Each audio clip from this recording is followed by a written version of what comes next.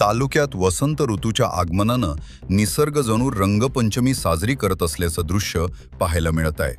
सर्वत्र पळसाच्या झाडांवर केशरी लाल फुलांचा बहर फुलला असून माळरान आणि रानोमाळ परिसर लाल केशरी रंगांनी न्हाल्यासारखा भासतंय. फेब्रुवारी ते एप्रिल या कालावधीत पळसाची झाडे बहरात येतात.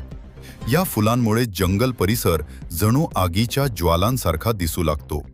वसंत ऋतूच्या स्वागतासाठी निसर्गानं साकारलेली ही एक अद्भुत कलाकृती ठरत आहे. पळसाची खासियत म्हणजे झाडाला भरपूर पाने असताना फुले नसतात आणि फुले उमलली की झाड निष्पर्ण होते. त्यामुळे फुलांचा लाल केशरी रंग अधिक उठून दिसतो आणि परिसराचे सौंदर्य द्विगुणित होते. पळसाचे औषधी, धार्मिक आणि पर्यावरणपूरक महत्त्वही मोठे आहे. त्याची पाने, फुले, मुळे व साल औषधी व धार्मिक कार्यात वापरली जातात. तसेच जेवणावळीत पर्यावरणपूरक पर्याय म्हणून पळसाच्या पानांपासून बनवलेल्या पत्रावळीचा वापर केला जातो.